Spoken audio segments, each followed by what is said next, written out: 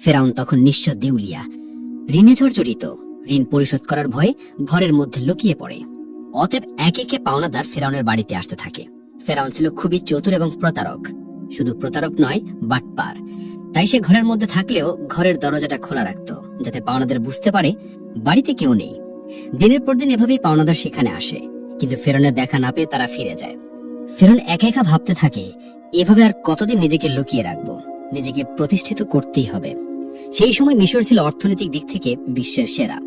অতঃপর ফেরাউন পাওনাদারের ভয়ে রাতের গভীর আধারে বলক থেকে মিশরের উদ্দেশ্যে লুকিয়ে লুকিয়ে রওনা হলেন। সারা রাত অনেক পথ অতিক্রম করার পর শেষ পর্যন্ত মিশরে পৌঁছালো। কিছু দূর যাবার পর তার বন্ধু হামানের সাথে সাক্ষাৎ হলো। তাকে দেখা মাত্রই হামান জিজ্ঞাসা করলো, প্রিয় বন্ধু, তুমি এখানে কেন? তোমার কি অবস্থা? তখন ফেরাউন বলল, বন্ধু হামান, আমি খুবই মুসিবতের মধ্যে আছি। পাওনাদারের ভয়ে লুকিয়ে পালিয়ে এসেছি। আমি একেবারে নিঃস্ব, চারিদিকে ঋণে ঝরঝরিত। এখন আমার কোন একটা কাজের প্রয়োজন। তখন হামান বলল, ফেরাউন, আমারও একই অবস্থা, আমার একটা কাজের প্রয়োজন। অতঃপর ফেরাউন ও হামান কাজের সন্ধানে বেরিয়ে পড়লেন। কিছু পথ অতিক্রম করার পর তারা ক্ষুধায় এবং তৃষ্ণায় কাতর হয়ে পড়েছিল। দূরে লক্ষ্য করে দেখল একটি লোক তরমুজ খেতে তরমুজ কাটার কাজ করছে।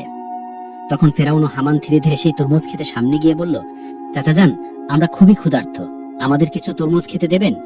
এই কথা শোনা মাত্র লোকটি তাদের তরমুজ খেতে দিল। তারা পেট ভরে তরমুজ খেয়ে তৃপ্তি পেল। তারপর ওই তরমুজ ক্ষেতের মালিক তাদেরকে জিজ্ঞেস করলো, তোমাদের তো আগে কখনো দেখিনি, তোমরা কে আর কোথা থেকে আসছো? তখন ফেরাউন বলল, আমরা ভিনদেশী বলক থেকে আসছি কাজের জন্য। তরমুজ ক্ষেতের মালিক ভাবলো তারও কাজের লোক দরকার, তাই সে তাদেরকে বলল, তোমরা কি আমার কাছে কাজ করবে? হামান বলল, অবশ্যই কাজ করব। তখন তরমুজ ক্ষেতের মালিক বলল, আমার কাছে কাজ করতে হলে সৎভাবে কাজ করতে হবে, চুরি করা যাবে না। ফেরাউন ছিল প্রতারক, তাই সে চালাকি করে বলল, আমি জীবনে কখনো মিথ্যা বলিনি, আর চুরি তো দূরের কথা। এইভাবে বিভিন্ন চালাকি পন্থা অবলম্বন করে ফেরাউন ও তার বন্ধু হামান তরমুজ ক্ষেতের মালিকের মন জয় করে কাজে নিযুক্ত হলো। পরের দিন থেকে ফেরাউন ও হামান তরমুজ নিয়ে বাজারে যায়। বাজার থেকে তরমুজগুলো বেশি দামে বিক্রি করে মালিকের কাছে বেশি লাভ দেখায়। এভাবেই আরো বেশি মালিকের মন জয় করে নেয়। বেশ কিছুদিন অতিবাহিত হয়ে গেল। একদিন ফেরাউন ওই ক্ষেতের মালিককে বলে, চাচা যান, আপনি তরমুজগুলো পিস হিসেবে আমাকে বিক্রি করুন, তাহলে আপনার আরো বেশি লাভ হবে। ক্ষেতের মালিক তার কথা রাজি হয়ে গেল। অতঃপর পরের দিন থেকে ফেরাউন তরমুজগুলো আবারও বাজারে বিক্রি করতে নিয়ে গেল। ফেরাউন তরমুজগুলো পিস হিসেবে কিনত, মাঝে মধ্যে কিছু তরমুজ চুরিও করত এবং বাজারে এসে তরমুজগুলো কেটে টুকরো টুকরো করে চড়া দামে বিক্রি করত। এভাবেই চালাকি করে ফেরাউন অনেক টাকা উপার্জন করলো।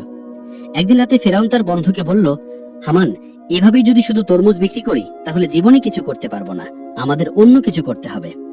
সেই সময় ঘটে যায় এক চমৎকার ঘটনা।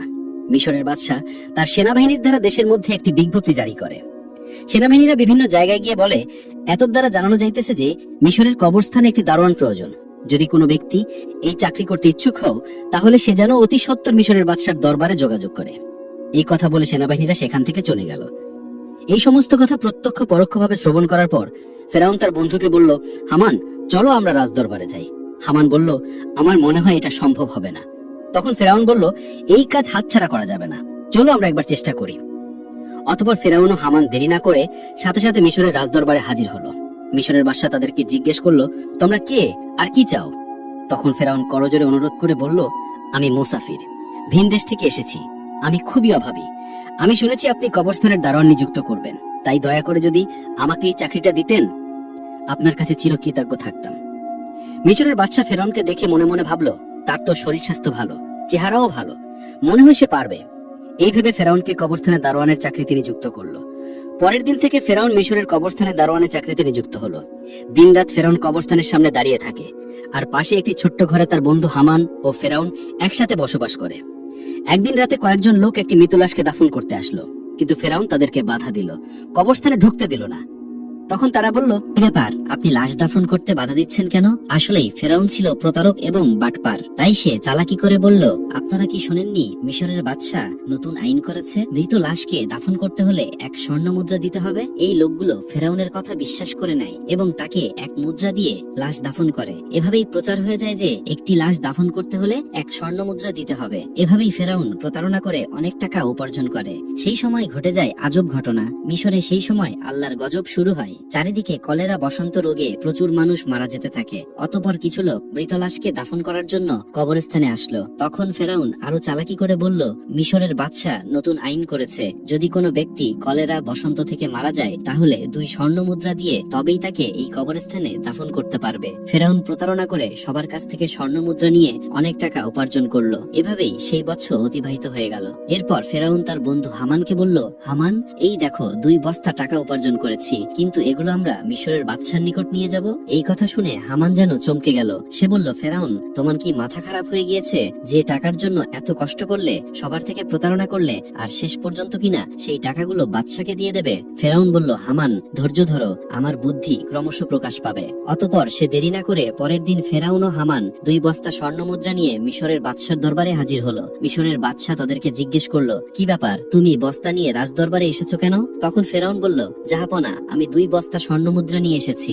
এই কথা শুনে বাদশার মন্ত্রী তাদেরকে ধমক দিয়ে বলল, তোমার সাহস দেখে আমি আশ্চর্য হয়ে যাচ্ছি যে তুমি মিশরের বাদশার সামনে দাঁড়িয়ে টাকার বড়াই দেখাচ্ছ। তখন মিশরের বাদশা বলল, এত স্বর্ণ মুদ্রা তুমি কোথায় পেলে, আর এটা নিয়ে এসেছো কেন? তখন ফেরাউন বলল, জাহাপনা, যারা মৃত লাশকে দাফন করতে আসতো তাদের কাছ থেকে আমি 1 স্বর্ণ মুদ্রা নিতাম। তাছাড়া এতে আমার বেতনের টাকা আছে। আমার মূল উদ্দেশ্য হলো মিশরে গত 2 বছর যে সকল গরিব মানুষ খাজনা দিতে পারেনি তাদের পক্ষ থেকে আমি স্বর্ণের মুদ্রাগুলি আপনাকে দিলাম, আপনি তাদের খাজনা মাফ করে দিন। এমন কথা শুনে সেখানে থাকা সমস্ত লোক আশ্চর্য হয়ে গেল। মিশরের বাদশা তার এই কর্মকাণ্ড দেখে আকর্ষিত হলো এবং তার প্রতি বিশেষ দৃষ্টি আকর্ষণ করলো। পরের দিন থেকে সারা মিশরে প্রচার হয়ে গেল যে একজন কবরস্থানের দারোয়ান মিশরের গরিব মানুষের 2 বছরের খাজনা মিটিয়ে দিয়েছে। সমস্ত মিশরের লোক বলতে লাগলো, এমন ভালো মানুষ সারা মিশরে দ্বিতীয়টি দেখা যায় না। ওই ব্যক্তিটি কবরস্থানের দারোয়ান না হয়ে যদি আমাদের দেশের বাদশা হতো তাহলে কতই না সুখী হতাম। এভাবেই প্রথমে মিশরের বাদশা, তারপর মিশরের মানুষের মন জয় করে নিল। অতঃপর অনেক দিন অতিবাহিত হয়ে গেল। একদিন মিশরের বাদশা বার্ধক্যজনিত ইন্তেকাল করলেন। তখন চারিদিকে সবাই চিন্তিত হয়ে পড়ল, কি হবে দ্বিতীয় রামেসিস মিশরের বাদশা। কয়েকদিন পর রাজদরবারে একটি জরুরি মিটিং এর আয়োজন করা হলো। সেখানে থাকা বিশিষ্ট জ্ঞানী ব্যক্তিদের মধ্য থেকে একজন বলল, এইভাবে তো আর মিশরের বাদশার আসন খালি রাখা যাবে না। কি হবে মিশরের বাদশা, আপনারা সবাই আলোচনা করে বলুন। তখন সেখানে থাকা একজন বলল, হুজুর, আমাদের মনে হয় যে ছেলেটি কবরস্থানের দারোয়ান অর্থাৎ ফেরাউন, তার যেমন স্বাস্থ্য তেমন প্রকা, তাছাড়া সে তো খুবই ভালো, জনগণের কথাও ভাবে, আমাদের মনে হয় তাকে বাদশা করা উচিত। তখন সে বিশিষ্ট জ্ঞানী ব্যক্তিটি বলল, ঠিক আছে, তবে তাই হোক। সবার অনুমতিতে ফেরাউন হলো মিশরের বাদশা।